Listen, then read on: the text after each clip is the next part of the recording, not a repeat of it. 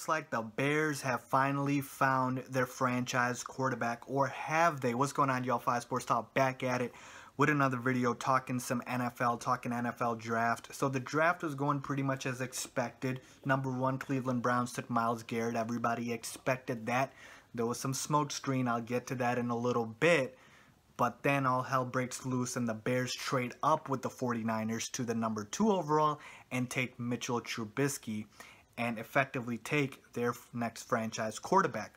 Now, right off the bat, I do want to say one thing. I am a Bears fan. I am from Chicago, so I might be a little biased here, but I will try to be as objective as possible. Just wanted to throw that disclaimer out there. Next, I want to talk about a lot of people complaining about the Bears trading up for Trubisky. So they gave up, what do I have here? A 3rd round pick, a 4th round pick, and a 2018 3rd round pick. That is quite a lot. But here's my argument against it. Okay, this was a guy that could have possibly went number 1. Okay, the Browns, even though everybody said Myles Garrett was the surefire lock player to take at number 1, he was going to be the most sure thing in this draft in terms of being a Pro Bowl player, in terms of being good and solid and great at the NFL level. And they were debating on taking Trubisky at number 1.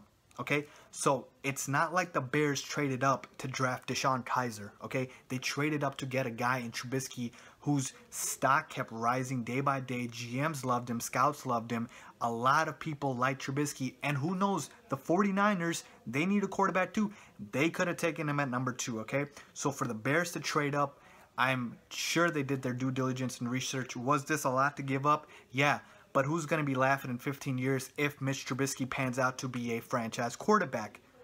I'd be surprised. So that's all I'm trying to say here. For a quarterback, if Trubisky pans out to be a franchise quarterback, it was worth it. And to that, we just have to wait and see. Look, I just want to say one thing. It's very easy, if you follow the Bears, to know that the Bears have virtually no history of drafting quarterbacks, developing quarterbacks, or have any successful quarterback history. Jay Cutler is the best quarterback in Bears history, arguably, for crying out loud. He's got all of the Bears quarterback records, so it's not a rich history in quarterbacks. And so the thing here that I like, and I'm just going to say that GM Ryan Pace taking this new philosophy of you won't know until you try, right? So at least the Bears are trying, and hopefully Trubisky pans out. But I'm saying even if he doesn't, the fact that they are trying to get their quarterback and they are trying to understand that, look, if you want to win in this league, you have to have a franchise quarterback, and we want to start with our rebuild with a franchise quarterback. That is what I like about this. So again, yeah, was it a lot to give up? Yeah, but if Trubisky pans out, it was all worth it. Now let's get to Trubisky on the field and what he brings. Scouts liked him for a reason. His stock kept going up for a reason. Trubisky is an accurate quarterback. He's pretty good in the pocket. He's got a great release, and he's pretty mobile. So accuracy is the biggest thing I look for in a quarterback, and he's got it on short and medium throws. He's pretty accurate. A lot of people say his weakness is the deep ball, but again, we had a guy in Jay Cutler who was great at throwing the deep ball. Look where that got us. I'm just saying. And then, of course, his lack of experience. So he only played, 13 games, started 13 games his last year at North Carolina. And I'd get it. Deshaun Watson has all the big game intangibles. He's played in the biggest games, and he's got all that experience. But again, this is the NFL. College experience and college success doesn't really always translate to NFL success. So Trubisky has all of the raw tools, and he's a better raw prospect, which is why his stock kept rising. And I believe he's going to be good in the NFL.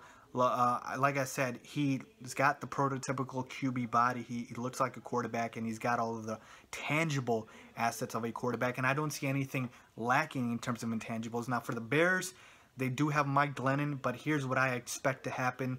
They're going to give Trubisky all of the time to win the starting job. I'm not saying he's going to win it, but remember when the Seahawks drafted Russell Wilson, they had signed Matt Flynn that year. They let him compete for the job, and they had all intention of starting Matt Flynn, but Wilson just beat him out in training camp, and he started. Trubisky's going to have his shot to beat out Mike Glennon for the starting job, and let's see if he does it. But even if he doesn't, he can sit behind Glennon, learn for a year or two, and then he can be thrown into the mix. So That's the plan for the Bears, and you know what? I'm all for it because, you know, it's been a while. I get it. They could have been safe and drafted Solomon Thomas or Jamal Adams or any of these defensive studs, but it was time for a new philosophy, and I'm glad the Bears took this approach. Like I said, who knows if it pans out, but if it pans out, big things coming for the Bears. Let me know what you guys think about the Bears taking Mitch Trubisky. A lot of negativity around this pick. I'm not so negative about it. Leave a comment down below, and as always, don't forget to subscribe. Thanks for watching.